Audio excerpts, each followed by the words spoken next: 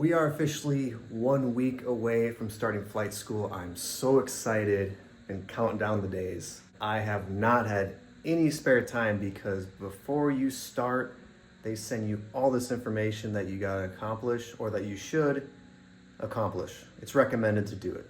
Pre-recorded videos, it's Zoom meetings or Zoom classes, it's reading all the textbooks. A lot of knowledge and a lot of preparation is going into these last days before actually physically being at the school, flying planes in the air. I mean, just thinking about that, it's exciting. It's very exciting. I cannot wait to just take off and fly a plane. It's gonna be surreal.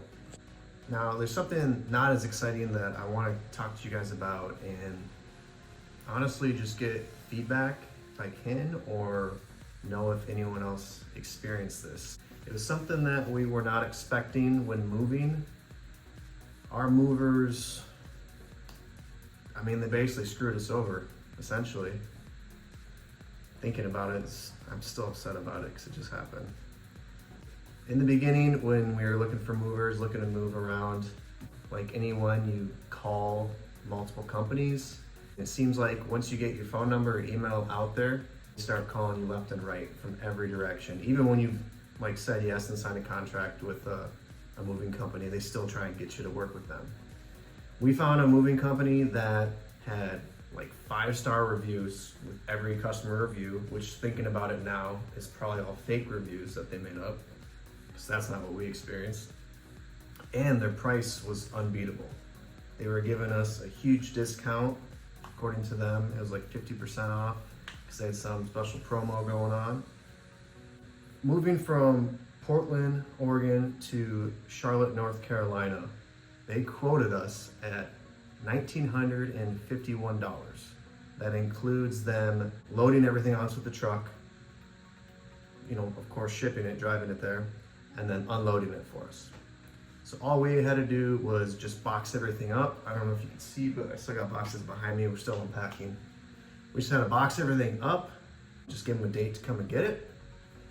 And that was the plan. The person that we talked to arrange all this, I guess it was their sales rep. Super nice lady on the phone. We had no problem with her. All that we had to do was pay a $900 deposit, which seems pretty normal for this type of a service. So the day comes where we are gonna move and the movers show up. When the movers show up, the truck they're driving doesn't have the same company name. So that was the first thing I noticed. I'm that's kind of odd, but whatever. Maybe they're a subcontractor. As I talked to the driver and his helper, hey, do you work for this company? And they had never heard of it. They just said that they were assigned this job. All they do is they load the truck up, bring it to the facility, they unload it into another truck, and then that truck brings it to where the destination is. I was okay, whatever. Maybe that's normal. I was being naive about it. Before they even touched any of our stuff, I had to sign a contract allowing them, giving them permission, saying, if anything happens or anything's damaged, I give them permission to take it from us. Apparently it involved having insurance with everything by signing that. I don't know if that's true or not. But right before I signed it, they had a price breakdown. The price was $3,700 or $3,750, not the original $1,951 that we were promised from the sales rep. So right away I'm guys, this is not right. I'm not gonna pay this. I can't pay this. I don't have this money with me. I have the amount that I needed to pay you, the rest of the $1,051, but I was gonna pay them when they dropped it off, because that's what the sale rep said, that we would have the deposit of $900 and then pay when everything was dropped off at the destination. So the movers were well, we can't put anything into the truck until you pay for this. That's just how we work. Okay, well, how can I pay you? And they said cash, which another red flag right there, or money order. I bank with an investment firm which don't give out money orders same day, so I couldn't do that. There's no local branches around me or ATMs to get cash out, so I couldn't do that.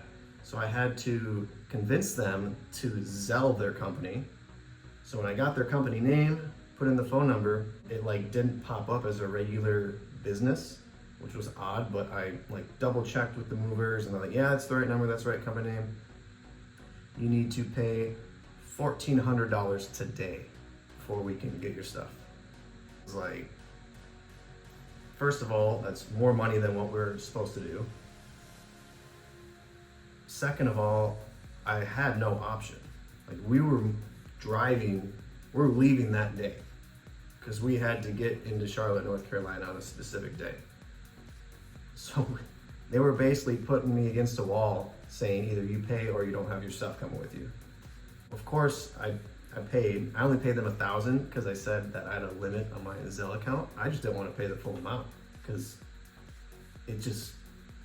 I was just blown away that they were so straight-faced about it. Like I showed them the original document of the 1951 compared to the one they gave me, and they're just like, yeah, prices change, which I get that. Like cost of fuel changes, stuff happens, but I would think that's like a couple $100 difference, not a couple $1,000 difference. Anyway, pay the Zelle, they load everything up. Once everything gets loaded up, they come back, have me sign another piece of paper saying that they're done. And they ask if I wanted to tip them. Thankfully, I was nice about it. I said, sorry guys, I just don't have any cash and I don't have any money left in my Zelle account. Because I honestly just did not want to tip them, which very much upsetted them. Now looking back at it, like they were actually kind of angry about not getting a tip. We go on our road trip. It takes us 3 days to get to Charlotte, North Carolina from Portland, Oregon. We have air tags in some of our suitcases that were in that truck.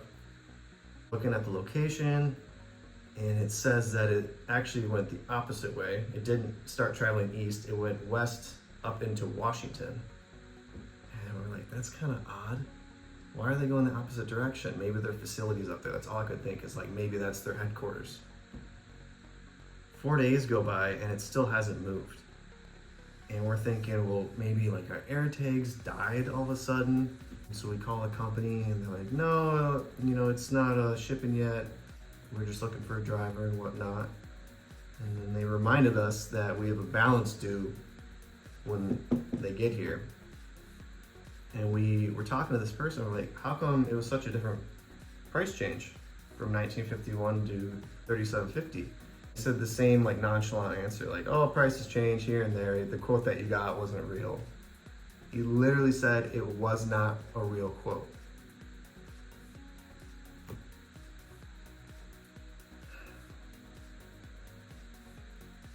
A week later, we get a call from the shipping guys saying they're gonna be here on a Monday. They only take, again, cash or money order, which I told them I cannot do that. I can Zelle you, I can write you a check, but they wouldn't accept that. So it's like, all right, I'll just figure out when they get here. So they get here Monday morning. Same situation. I meet the movers. They come in, have me sign some documents. And he's like, oh wait, before we finalize the price, I need to measure out how far I have to walk from the truck to your apartment. It's like, why you gotta measure that out? He's like, cause I charge per foot. Shouldn't that be included in the price? Like, this is just another random fee that you guys have? He's like, yeah, well, my company's separate from the company you bought from. It's like, that's so odd that like stuff keeps getting added onto this.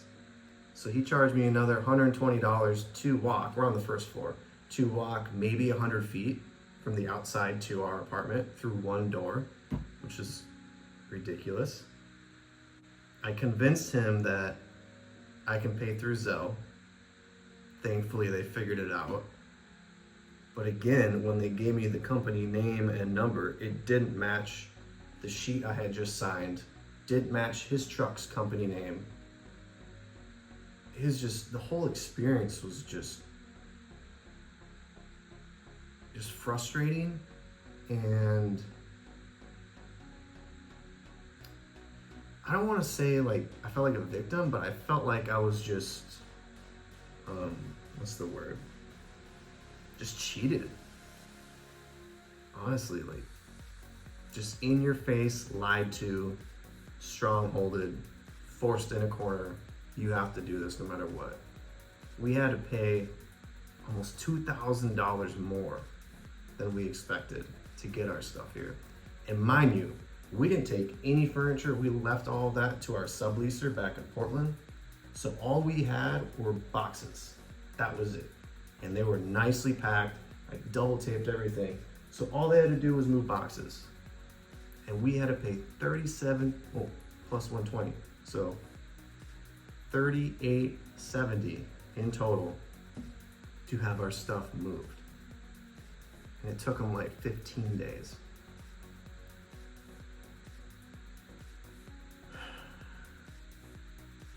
But it's all here.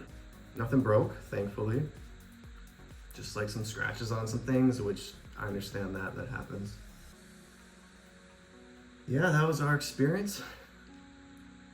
Becoming a pilot, I will now try to find better moving companies, because I'm assuming in this industry we'll be moving quite a bit in the beginning until I lock in on my airline of choice and my location.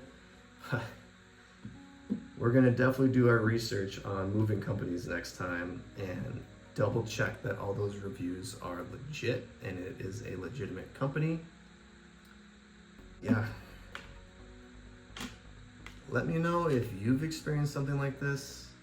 You know someone that has. If you have any input or suggestions on how to not have this happen again, I would very much appreciate it. That's gonna be it for this video. Yeah, again, just like give me some feedback or suggestions on what we should do next time. And if you've experienced that, I'd like to hear your story. I know we're not the only people that have had this experience. I don't personally know anyone that has had this experience. So yeah, just leave it in the comments. This is gonna be the end of the video. Next video is when I start flight school. Like I said, I'm so excited. Thanks for watching. I'll see you guys in the next one.